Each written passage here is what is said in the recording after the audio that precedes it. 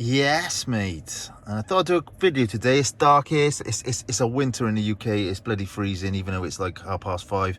But I thought I'd do a little video for you because fresh off my last videos where I'm doing like AC upgrades for this car, a mate of mine wanted to. He said, "Can you get me one?" So the previous one I fitted, you might see in my videos, got a CD slot at the top, which is that one there, all from Drimat. But he wanted, I said, "Do you want a CD slot?" He's like, "No, I'll just get the one without it." So I got the one without it, and I'm surprised there's a few differences. So I thought I'd do a quick video to show you the kind of two types that Drimat do. You've obviously got your standard sticky one, the factory unit, which is kind of dated, but they do, in fairness, the knobs on it are kind of like, they do feel nice. They got like a rubber touch to them and stuff. So this is, I fitted the one with the CD slot in the last video. This is the one without the CD slot, and just from playing around with it, I thought, well, I'll give it a go before I fit it into his car.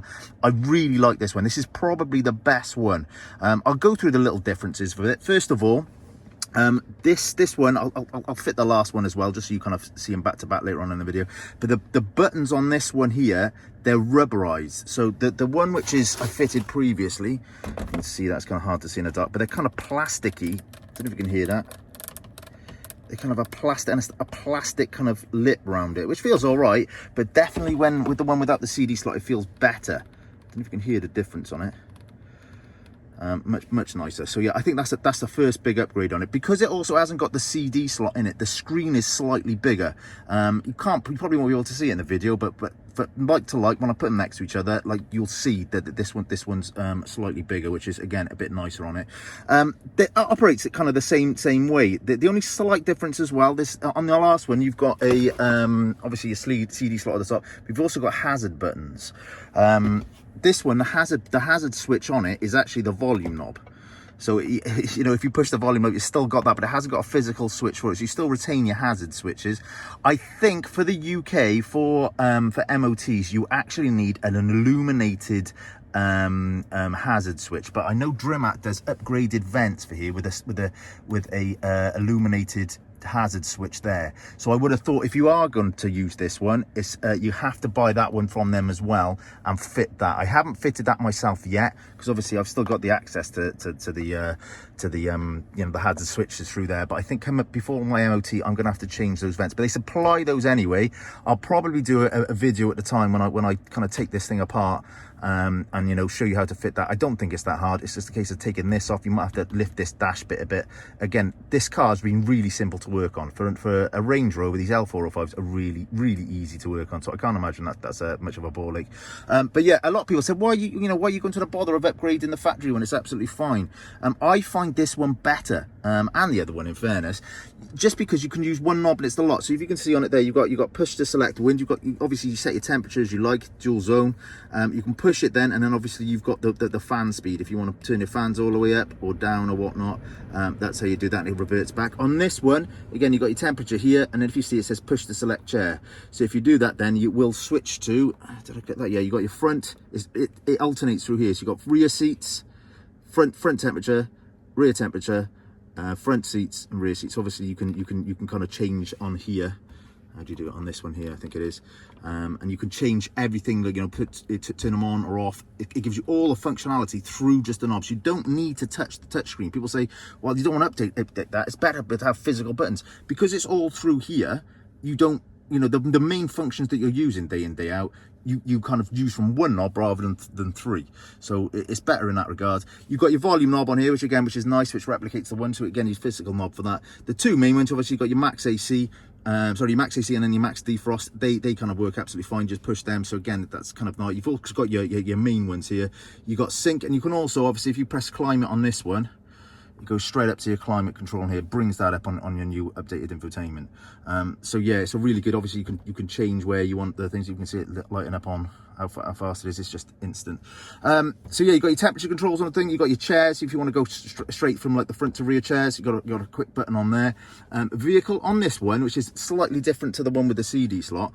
You've got on the CD slot, I'll show you in a minute, you can actually change the color of your car and the model of your car relatively easy.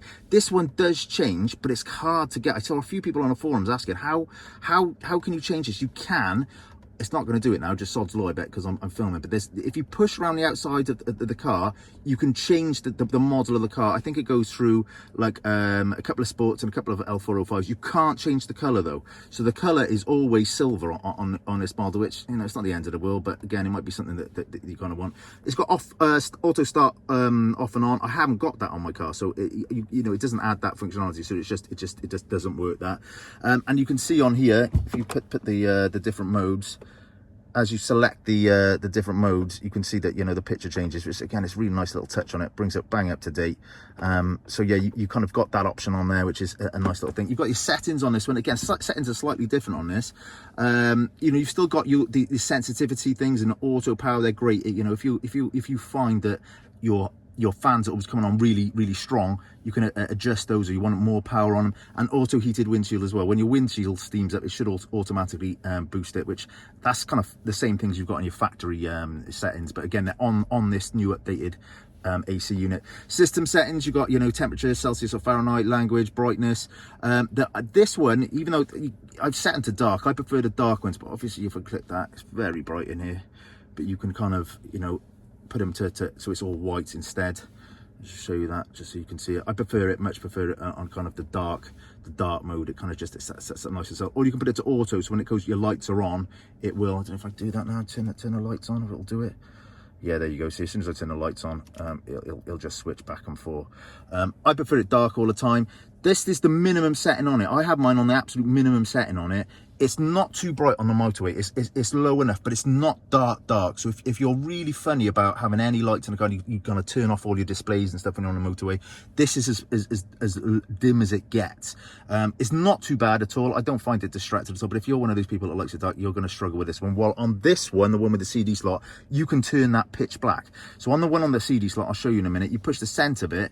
This one just goes into a locked storage box, which mine, it hasn't got a lock on it. So again, I guess it's for sports or later models. So this is effectively functionless. You know, there's no point having this menu. But on the other one, when you click that, it just dims the display totally, which is a bit of a nicer touch. So there's kind of pros and cons of each system. What kind of else can I show you? Again, I prefer this one. This is definitely, just from the touch, I think that the way that goes, it's almost like a factory touch on it. So my recommendation is the one without the CD slot, even though there's a few things such as the picture on it, such as dimming the screen totally.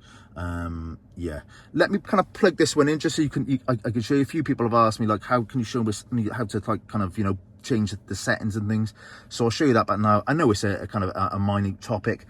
People are just happy with that. If you're happy with that, it's fine, but I thought I'd give you a good rundown of the system. I didn't show it in my installation video because, you know, I was more focused on the infotainment. But yeah, this is the kind of rundown. I'll show you the one now that with the CD slot. Okay, and this is the one with the CD slot, which I previously fitted. Again, it's super fast to switch over. You pull both sides, and you know, it's one plug. So I've just kind of put that in just to kind of show you the video. So yeah, this is the type I originally had fitted. It's still good. It's still a well worth upgrade for the money you pay from them. From, you know, Dream. It's nothing. You got the service with it. In my opinion, it's a no-brainer upgrade. But you know, it's people to decide whether they want which one they want, or whether they just want to keep it factory. I don't blame you either way.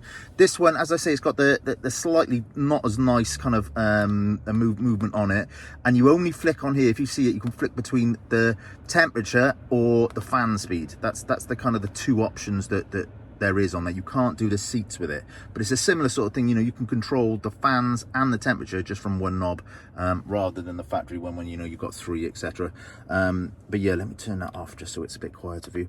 This one, again, it's slightly different. You've still got the same kind of setups on this. You've got the sync, the auto, the climate as well, which obviously goes straight back into your factory one, which is nice. You've got all your buttons there. You've still got the volume control in the middle, as well as the max AC and max defrost. The menus are slightly different on this. So for seats, you actually physically have to click seats on this one. You can choose between front and rear, but you can choose them from here. You know, you can turn them on, etc. You have to do it through that menu rather than through the button on the non-CD one. So again, if you're using that on a regular basis, I would use a non-CD one. Then you've got, you know, your usual bits at the bottom down there, you know, the AC on, your front rear screens, etc. The vehicle is a bit better on this one. So again, you can kind of change this. I think it's actually in the settings, you can adjust that. But you can see I've got a black L405 on there, so you know you can match it nicely, because there's a load of different colors that you can use.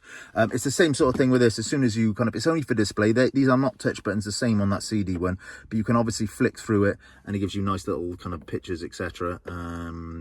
If depending on what mode you're in. So yeah, that's again a nice little touch. Your setup, it's got a bit of a different menus on it. So again, I've left mine into dark mode because I prefer it, but you got the auto the same as the other one, and the light and dark. The luminance level, again, you can, you know, it's a button rather than a slider, make any difference or whatever. Then you've got a few more things you can see. You can change the color, the actual color of the car. You can have it a Vogue or a Sport, so you get to choose that through this one. You've also got driver mode, left or right. I'm not too sure what that does, to be honest. It might just swap things from side to side. I don't even know, to be quite frank on that one. System settings, you've got different languages on it, again, Fahrenheit or Celsius, and on both of them, if you do have any problems, this is again why I like Drimmat, they will send you out like software updates, anything like that. It comes with, both of them come with a lead. It's got a USB on the back that you can download any updates, or if you've got any faults, they can send you things like that and upgrade it without having to send your unit back, which is, you know, great just to know. But there's, you know, you've got your different kind of software things, etc. As I say, on this one, the good benefit is you're not going to have to do that for UK MOT and put an illuminated hazard switch on it. It comes with that inbuilt with it next to the CD on it. This one as well, which is nice, as I mentioned earlier on in the video, when you click that, screen off, and it just goes to sleep. So if you're on a motorway late at night and you want things dim in there, this one's got the ability for it, while the other one hasn't. But yeah, I thought that's kind of a little rundown. Again, it's kind of one of those things that I'm doing videos on reviewing AC panels for L405s, which is, you know, it's a bit of a niche thing. But I mean, I guess there's people out there, because they do message me saying, you know, can you show me the functionality on it? And I guess there's people deciding whether they want a CD slot or not. I don't listen to music through CDs at all, but I think it's kind of nice to have a CD slot in the car, just in case one of your kids comes in and says, Daddy, can I play this CD or whatever. You know, you don't want to lose that functionality. As you can see as well, this screen on this one's slightly smaller, so it swings and roundabouts. But yeah, I think I'm actually gonna give my mate this one and say, right, you can have the CD slot, and I'm gonna keep this one, mate, for fitting it for you. So yeah, hope that helps someone. If you like my videos, I'm sure most of you watching this and have got this far as subscribers already, but thank you to every single one of you that subscribes and likes and comments and things like that. I try to reply to any comment on it. But yeah, thank you. Yeah.